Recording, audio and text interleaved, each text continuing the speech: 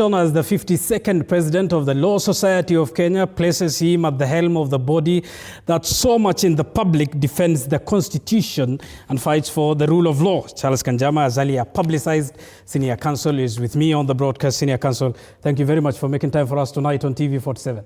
Thank you for having me. Perhaps the most perfect place to begin this discussion from is, this is the third attempt of you wanting to lead the Law Society of Kenya. I understand it was initially the chair position. You vied in 2020, if I'm not wrong, as the president, now as the president-elect of the Law Society of Kenya. Why has Charles Kanjama wanted so much to be the president of the Law Society of Kenya? My idea, Bobaka, has always been that I try to leave every place I go to better than I found it. And since I entered the legal profession, I found areas for improvement.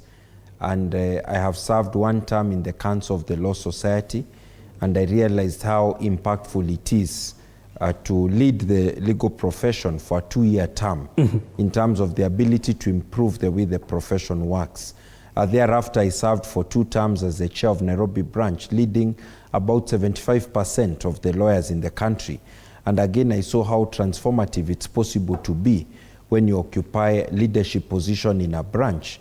And so I have felt that it is only right that I lead the professional body and see how I can also implement transformative reforms at the helm of the legal profession. So that has been my dream and desire. As a practicing lawyer, when I see things not working well, I see how can I improve them for myself and for other lawyers. And we will come to the Kanjama agenda ahead of his term. You did vie and campaign on a platform anchored on what was dubbed acronymically as RIPE, the rule of law, integrity, practice, welfare, and engagement. Clearly, by over 3,700 candidates voting for you. Voters. Voters, yes. Yes. They're saying the time is ripe. Yes, the time is ripe, and I was also saying strong LSK for all. The Law Society of Kenya, in terms of age demographics, has what we call the young bar, maybe between 0 and 5 years of practice. Then the mid bar, between maybe about 5 to 15 years of practice. And the senior bar, between above 15 years of practice. And there is need for the Law Society of Kenya to function effectively for all its members, the young bar, the mid bar, the senior bar. An increasing number of lawyers are in-house lawyers. They work for public or private sector organizations and not for law firms. And there's a need for a Law Society of Kenya that can work for both private practitioners and in-house lawyers, and so on and so forth. So all these issues of recognizing the diversity of the legal profession and the importance of a Law Society of Kenya that's sensitive to the needs of all its members on rule of law, on integrity and independence, on matters of practice and welfare, which is what we call bread and butter issues of the lawyers, to protect our practice space, to expand our practice space, and a law society that is continuously engaging members. This was precisely the 4 pillars of my campaign. And for non-legal minds like me who are looking at this flowery promise of protecting the law, the rule of law, integrity, practice of the welfare and engagement, how do you intend to make concrete and measurable outcomes, particularly for the lawyers, the advocates who have voted for you? Actually, I had a manifesto which was like 17 pages indicating how we'll measure the outcomes, because under each of those 4 pillars I had concrete promises. For example, under the rule of law, I want to initiate the process of having the rule of law report prepared by LSK as an annual document to scan the environment and see how is the rule of law performing. Under issues of public interest litigation, I want to expand on what has been done by the current council and ensure also that public interest litigation reaches the 4 corners of this country. It's not largely centered around Nairobi. When it comes to issues of proactive approach to rule of law, and you see I'm still on the first pillar, I said I want LSK to engage more closely the constitutional commissions and independent offices, because they have a constitutional mandate of promoting constitutionalism. LSK has a statutory mandate under the Act of Parliament of promoting constitutionalism. Can they work together? So one of the ways of measuring progress is, are the constitutional commissions better resourced? Are they better funded? Are their reports being taken into account by governance organs and the people of Kenya? Those are some of the measurable ways in which we'll see progress according to the manifesto promises I've given to Senior Counsel, just looking at the number of votes in as far as the candidate the voters rather, the advocates, there is a question of the turnout, which begs the question, why did Learned Friends so much shun out of this contest? Actually, after we got the LSK Act 2014, our elections have been supervised by IEBC, or managed rather by IEBC, based on resolution taken every 2 years by the members in an annual general meeting. And they've been saying, can IEBC supervise our election? So we've been doing physical balloting. And the balloting is done in high court stations across the country. So first of all, there are many lawyers who don't practice very close to those high court stations. And they have to travel a bit to vote. Number two, the elections tend to happen on a working day. And sometimes the lawyers have court cases, etc. So what has happened is that throughout this period, the voter turnout has tended to be around 50%. It has never gone above 60%. It's always been fairly low.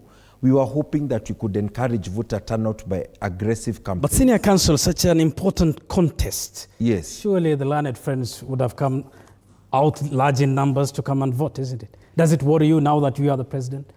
Actually, there's one thing I would like to do. When I was in the Nairobi branch as the chair, we introduced electronic voting for Nairobi branch. So you can vote from the comfort of your office, even your home. Even a Nairobi branch member who's outside the country can vote.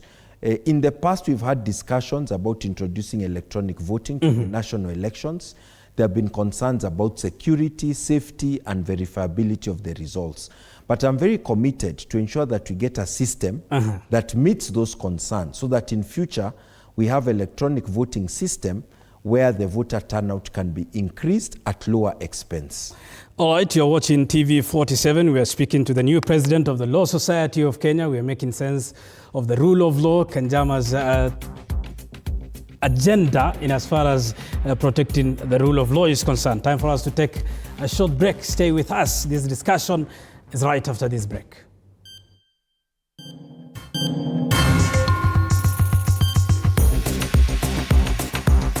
Coming up after the break, he is the new president of the Law Society of Kenya, but what is the priority for Senior Counsel Charles Kanjama? We speak to him after the break.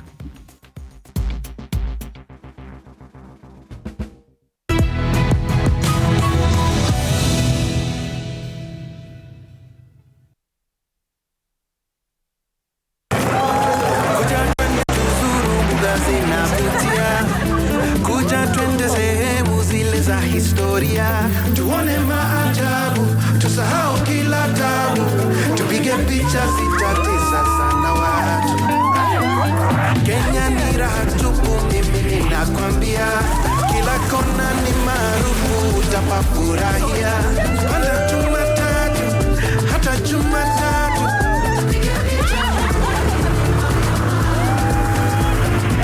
Kwa mitandao, tutatesa, tukitembea huku Kenya, kila siku watauliza, hapa ni wapi? Hapa ni wapi? Dalalela, hapa ni wapi? Dalalela, hapa ni wapi? Dalalela, hapa ni wapi? Hapa ni wapi? Hapa ni wapi? Dalalela, hapa ni wapi?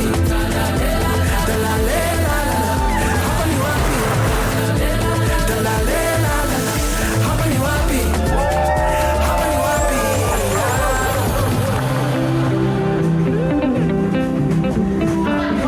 Tembea Kenya, ujione.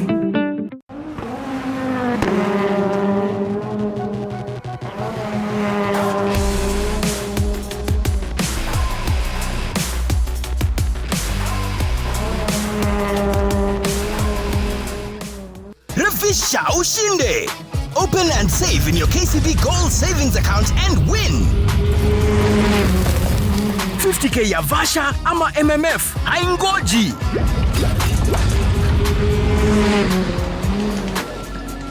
500K can hit your MMF anytime.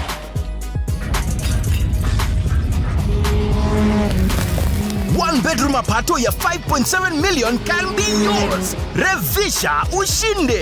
KCB, for people, for better.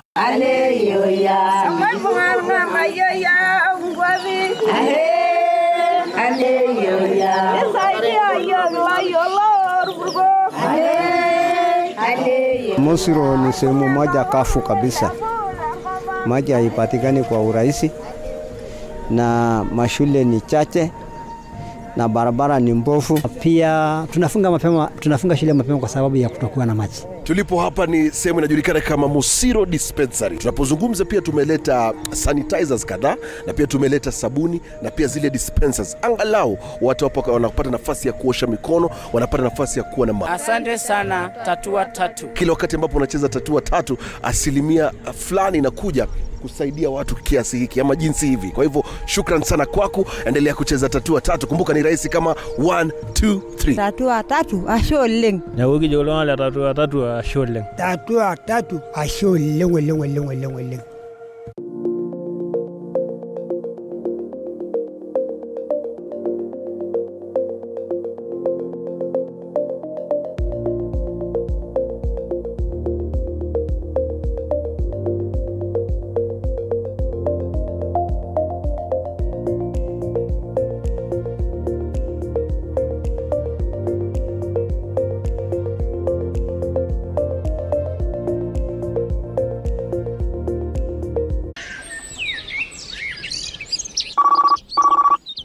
Halo, habari ndugu. Unaongea na Joffrey hapa. Habari Joffrey.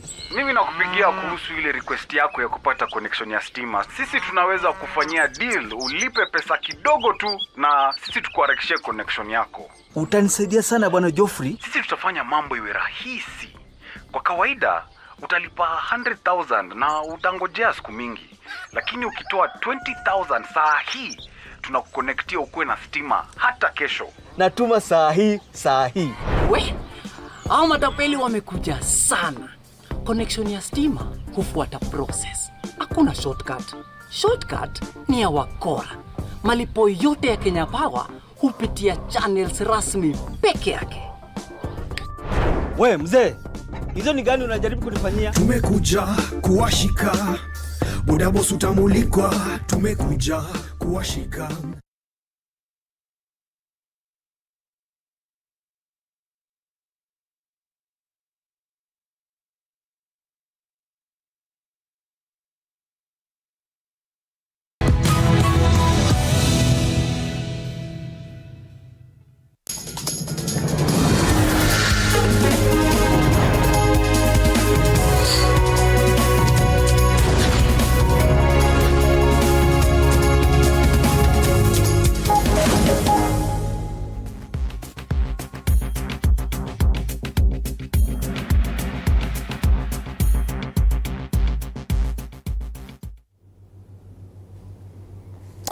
Welcome back. Thank you for staying with Kenya's fastest growing television. We are making sense of the rule of law, Kanjama's agenda as the new president of the Law Society of Kenya. The question we are asking you tonight, just a reminder, do you think LSK has done enough to defend Kenyans, especially the youth? I repeat, the question we are asking you tonight is, do you think the Law Society of Kenya has done enough to defend Kenyans, especially the youth? Let's get back to our discussion. Senior Counsel Charles Kanjama is the new Law Society of Kenya president and is our guest tonight. I see your predecessor, the outgoing Faith Odhiambo, has fashioned herself as a watchdog against impunity. She was the first to an extent of the Gen Z rebellion of 2024 and fighting for the rights of those arrested against the law. Shall we see Senior Counsel Charles Kanjama equally on the streets, defending Kenyans when needed? I think Faith Odhiambo distinguished herself because she went to the police stations. When the arrest took place, she went to the courts to try and get the Gen Z released on reasonable cash bail terms. Mm-hmm. And if the occasion arises where Charles Kanjama needs to go to the police stations, needs to go to the courts, I want to assure the Gen Z and anyone else who wants to exercise their right of freedom of protest, freedom of assembly, and they find their right curtailed, unfairly by the forces of security in this country, you will see Kanjama there. So there is a sure bet nearly of you being present when needed in as far as protecting the rule of law is concerned. Yes, because LSK cannot afford to flag on what we have demonstrated we can do as a champion of rule of law as a benefit to the public interest. We can't afford to reduce on that one. We are going to do it. But I also want to have a law society of Kenya where it's not only the president who is seen in the police stations and in the courts, but a law society of Kenya where we empower our members, the leaders of our branches, our chapters, other lawyers associations, so that it's not a one-person show, but it is a show where you are sure the Law Society of Kenya is represented when rights are threatened, when access to justice is required. I see there some who have interpreted the very existence of LSK as being in an adversarial sort of a relationship with the government. Must the government of the day and the Law Society of Kenya be eternally at loggerheads? No, in fact, majority of the time the Law Society of Kenya is collaborating with various agencies, arms and organs of government. For example, the judiciary is one of the 3 arms of government. We have bar bench committees that are meeting regularly, engaging the judiciary. Parliament is another arm of government. We are constantly sending memoranda to Parliament when bills are being proposed. We are engaging parliamentarians. Even in the executive, you have the constitutional commissions, the Office of the Attorney General. Most of the time, the Law Society of Kenya is engaging in a collaborative way. But if any person, any organ, any institution crosses the line of rule of law or constitutionalism, then there'll be some confrontation because the LSK is committed to pursuing the rule of law and constitutionalism. Senior Counsel, I ask you that question because often you hear from the political ruling class of the day pointing to the society, the association, and many other civil voices as being puncturing their agenda through endless litigations. That is the Constitution. The Constitution allows you to challenge any agenda in the courts if you think it violates the Constitution, either on substantive or procedural grounds. So if those policy agenda are not strongly founded on procedure or substance, they are going to be punctured. That's the Constitution we give ourselves. We have no regrets, we have no apologies. All right, Senior Counsel, let's talk of the question of sexual harassment. Last week we saw pupils, young advocates equally on the street, young lawyers on the street protesting over alleged sexual harassment by their seniors. They're accusing the body, the Law Society of Kenya, of being inaction. Inactive, passive on the matter. We have a sexual harassment policy that was passed by the Gender Committee of LSK in 2019. But for the last 6 years, it has not really been the focus of implementation. So it is high time that the Law Society of Kenya now becomes more focused on implementation of the sexual harassment policy. Institutional structures have to be put in place and the organs have to be put in place. Everything needs to be implemented so that the young lawyers who feel that their workplaces may be a bit toxic or their workplaces are not friendly, can have recourse. And the Law Society of Kenya is committed not only to championing the rights of Kenyans on issues of the rule of law, but championing first of all the rights of lawyers. Because if we don't champion the rights of our own members in the workplace, what authority do we have to champion the rights of other Kenyans? And for young lawyers who feel as though their seniors are taken advantage of, their president tonight is telling them, you are coming for those seniors, are you? I want, first of all, to use an approach where I educate and sensitize the seniors and the mid-bar on what is the best approach to dealing with their workplaces, something we are calling ethical law firm management, ethical legal department leadership. That's what we want to do. So you start by trying to use proactive methods that are preventive rather than curative.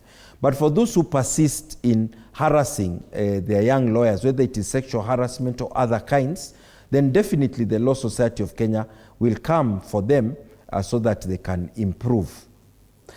Senior Counsel, let's talk of the question of corruption, the alleged corruption in the judiciary. We have seen your colleagues at the senior level, we have seen equally advocates and lawyers accuse the judiciary and members of the judiciary, be it the judges or other players, of being corrupt, of having selling rulings, as some have pointed out to.